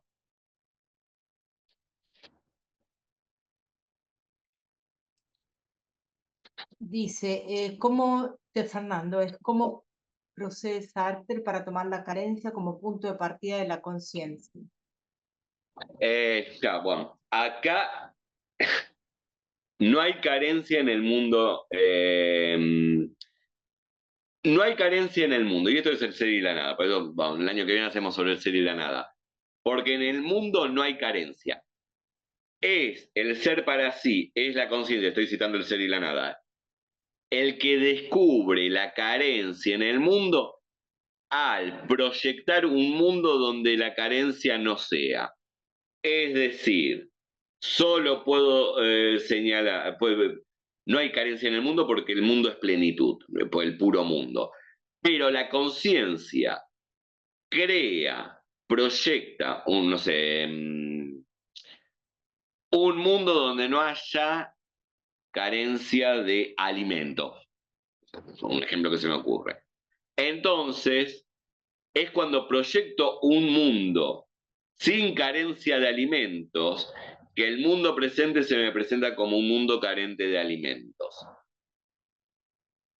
Es el proyecto humano que surge, ahí sí, ¿de dónde surge? De la libertad humana, del libre proyecto humano. Es ahí cuando se presenta la carencia.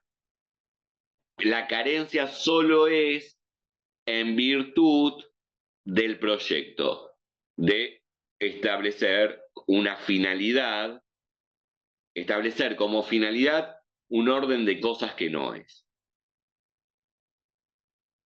Eso también lo trabaja Sartre en el psicoanálisis existencial, ¿no? Es decir,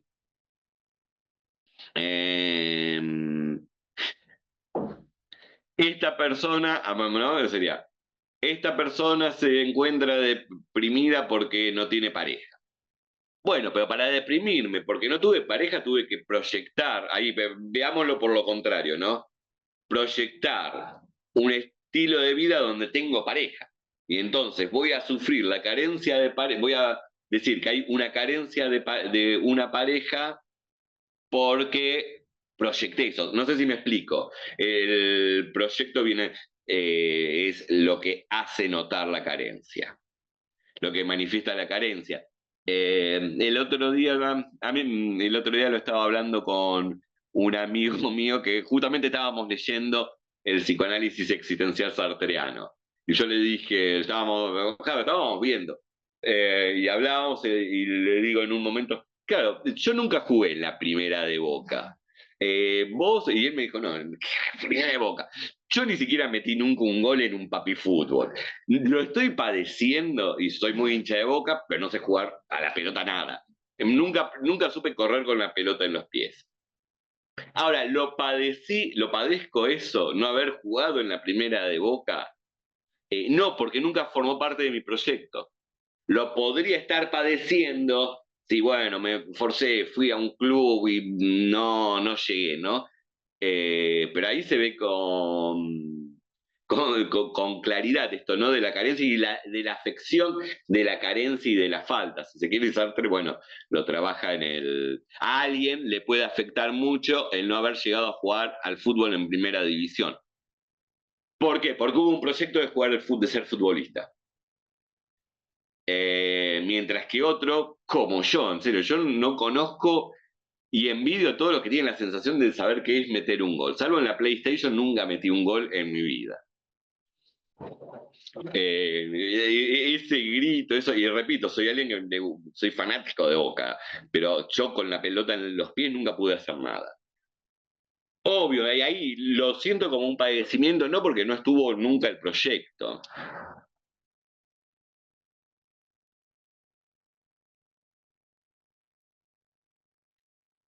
No sé si hay alguna otra pregunta, comentario.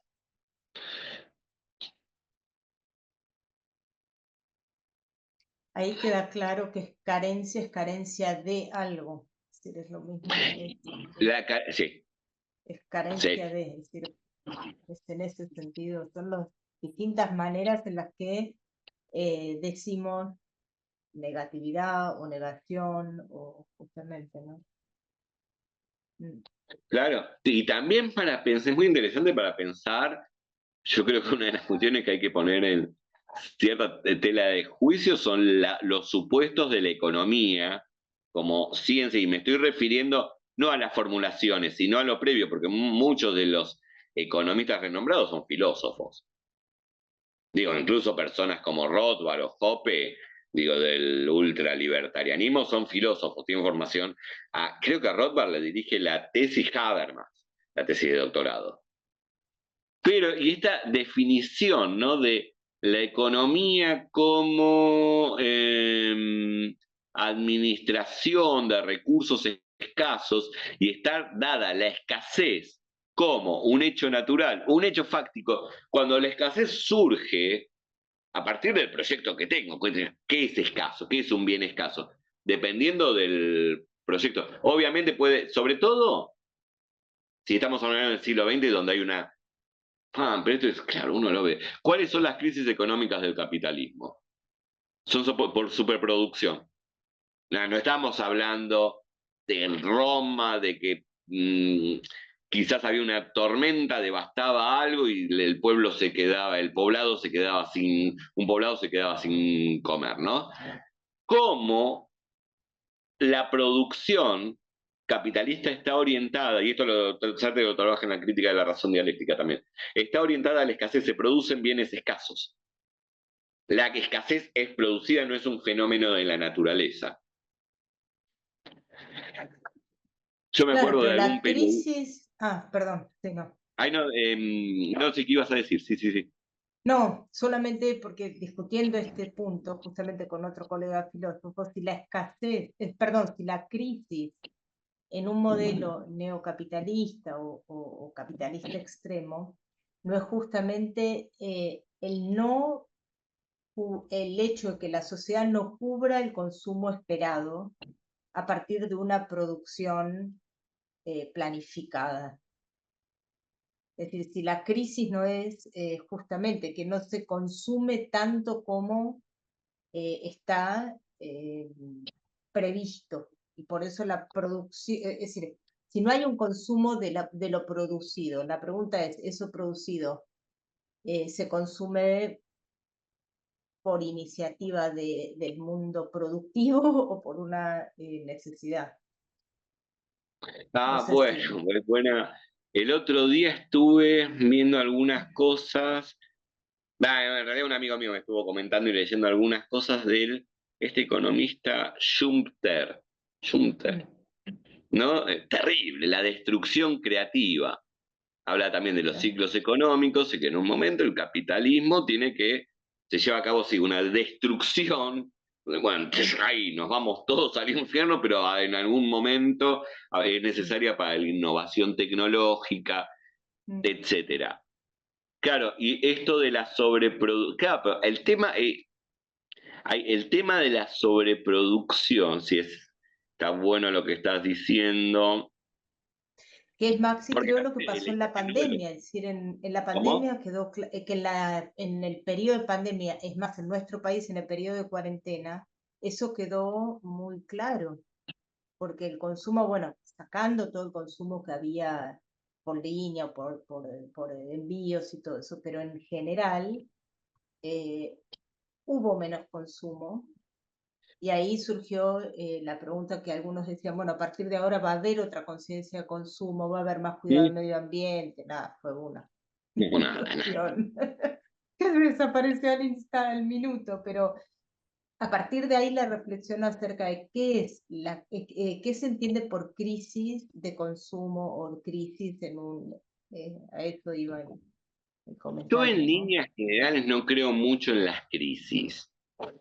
Creo más que nada en programas de transferencias de ingresos. Eh, Sí, la también enunciación porque de yo la crisis y enunciar que es una crisis, porque es un enunciado la crisis también. Es sí, decir, hay una crisis, bueno, pero ¿qué es esa crisis? Se la enuncia mm. como tal. No, sí, Bien, digo de no interpretarla. Obvio que sí, existe el enunciado y existe la crisis, pero cierta interpretación de que se dé en el pensamiento como si se tratase de un hecho natural. sí, claro, claro. Y es muy interesante el tema de la sobreproducción, que este es el clásico, pero y que se responde a los peores hay cosas que son imposibles de pensar, pero hay una sobreproducción, la gente no está consumiendo leche, y hay más producción de leche que consumo. ¿Y qué se hace con eso? Se tira la leche. Digo, por eso es un clásico, ¿no? O hay sobreproducción de manzanas, la gente consume menos, porque tenemos que hacer que el bien sea escaso. Exacto, a eso iba el punto, claro. Por eso la escasez es producida. El bien tiene que ser escaso. Uno se preguntará, yo esto también en alguna charla lo tuve, pero no entiendo la lógica de por qué, bueno, de última quedás bien y repartís las manzanas que te sobran en un comedero. No, es imposible, no se puede hacer dentro de la lógica capitalista, no, el bien tiene que ser escaso. Por eso se tira la leche. Sí, si no se vuelve muy barato. Exactamente, sí, sí, sí. Y así vamos hacia, siguiendo un poco lo que dice Carlos, y esto además no está puesto en tela de juicio. Hay algo muy Eh, ahí, para puntualizar lo que decía la profesora, con respecto a las lamparillas eléctricas. La lamparilla eléctrica, hay una lamparilla eléctrica, una lámpara eléctrica de 1911, con un filamento que no se sabe, que todavía está prendida. O sea, en ah, cambio, está todavía funcionando. En no, 1904 se unieron a la General Electric y Osram y decidieron que tenía que tener una vida útil de 1000 horas, porque si no, no reemplazaban nunca las lamparillas eléctricas. Y lo mismo está sucediendo con las de LEDs, que ahora iban a durar un montón de tiempo y suenan porque tienen una resistencia calculada que se rompe a determinado tiempo también. O sea que lo de Schumpeter era una cosa planificada porque el sistema necesita eso, evidentemente. Si no, un ingeniero, un diseño bueno de un puente romano, que estaban bien diseñados, correcto, porque hacían poner a los ingenieros que lo diseñaban abajo, lo cargaban con carros, si se caía se moría el ingeniero que lo diseñó, todavía están funcionando. O sea que se pueden hacer claro, cosas bastante durables, está bien que la mano de obra era esclava en ese momento, pero se pueden hacer cosas muy durables con la naturaleza, la riqueza de la naturaleza. Lo que pasa es que está confinado con cuestiones de borde que son de otra índole. totalmente. Y eso es muy interesante para pensar, primero, bueno, la obsolencia programada, ¿no? Presencia Celular no programada. dura más de 5 años. Exactamente. Pero y es Y muy que, interesante también, ¿cómo así? no, dale. No, para pensar esto que acontecía en Roma, para pensar que el capitalismo, a verse cuando dice, capitalismo hubo siempre, no hubo siempre. Que habría explotación, acumulación, sí, el capitalismo, vamos a poner, está bien, se inicia siglo XII en los burgos, pero lo que conocemos hoy como capitalismo, un fenómeno propio de la modernidad. Porque a un romano no le interesaba estar haciendo el puente, más, estaba pensando que el puente sea eterno para que la gloria de Roma resplandezca por siempre, no de hacerlo y deshacerlo, ¿no? Constantemente, ¿sí? ¿Ibas a decir algo, Laura? No, solamente agregar que ese No se te escucha. circuito, perdón, ahí, ahora sí. Sí, sí, sí. Que este circuito quizás se termine como, vamos, apocalípticamente, porque ese gran consumo produce, luego esa gran producción, perdón, produce todo lo que conocemos como basura electrónica o basura, es decir, y ahí es donde yo a veces, es por donde va a terminar es decir, eso es lo que va a dar el fin en última instancia a esa lógica del hiperconsumo y la hiperproducción eterna, que no va a ser eterna porque el mundo va a terminar tapado en basura, entonces ahí no hay mucha Claro, opción. claro. Sí, sí. Un hiperconsumo, además, uy, ahí es interesante ver cómo en los fenómenos no existe la economía como una esfera apartada, está bien, hacemos un proceso de abstracción y lo podemos ver, pero ahí aparece los grupos que generan la producción, la maximización de ganancias, el aparato propagandístico que hace que nosotros también tengamos que estar constante. También está la obsolencia se llama, programada, pero al mismo tiempo el hecho de que tenemos que estar siempre consumiendo algo nuevo por medio del aparato propagandístico, ¿no? O Sí, sea y que, ya para ir perdón, Carlos, sí, perdón, sí. no, no, Pero digamos, volvemos a, digamos, que en el último análisis humano, digamos, como hipótesis, no es una hipótesis nada más, es la lucha a muerte de diferentes grupos de conciencias y el Ahí no te posicionamiento pude escuchar. a lucha a muerte entre diferentes grupos humanos de conciencias y el posicionamiento en la mente del otro va a determinar el resultado de la batalla. O sea, tomámoslo como batalla cultural, por ejemplo, sería obvio un ejemplo. ¿Sí? Totalmente de acuerdo. Porque Totalmente de acuerdo. el otro posicionamiento, digamos, tipo Hobbes, va a terminar con, digamos, con una guerra que sería de nuevo de todos contra todos. Pero la lucha de las mentes es innegable, que es lucha a muerte de conciencias, es innegable. Porque hay otros grupos que están pensando justamente cómo sostengo o cómo sostenemos otro tipo de cosas. Por eso es tan interesante ver de nuevo a Sartre y todo este tipo de cosas, o ¿Mm? la y todo lo demás, que en eso no se piensa demasiado, pero digamos. En el último análisis ahora es lucha o muerte de conciencias, desde mi Sí, punto de vista, ¿no? sí, En sí, este sí. caso, digamos, alguien tiene una conciencia y está pensando, voy a disminuir el presupuesto de las facultades, o de las universidades, o de los jubilados, o de las clases medias, qué sé yo, porque tiene una hipótesis, Rothbard, digamos. Y bueno, es así. Saquemos los otros lados también, pero digamos, hay como un mecanismo humano en la práctica, o lo que somos, que está encarnado en el amo y el esclavo. Totalmente de acuerdo. Yo creo que Y eso esta es cuestión de lo insuperable, que además. no, es así y es insuperable. Y que claro que hay un campo, creo que nosotros, los que estamos acá, no queremos la destrucción y eliminación de nadie.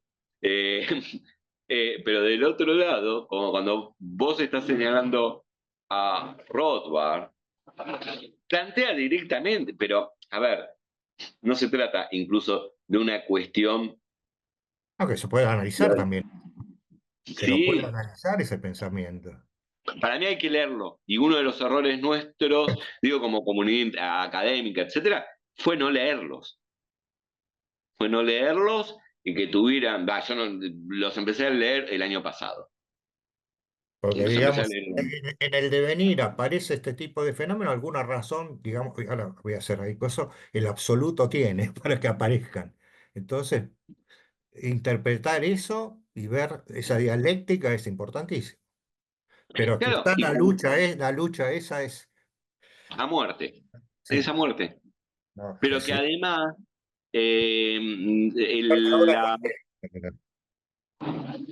la cuestión de la falta de financiamiento de las universidades, lo que está pasando con los jubilados, etcétera, no es una mera cuestión de gestión, de si hay plata, a ver, porque no podemos hacer esto, no es que no haya más jubilaciones, es que no haya más universidades.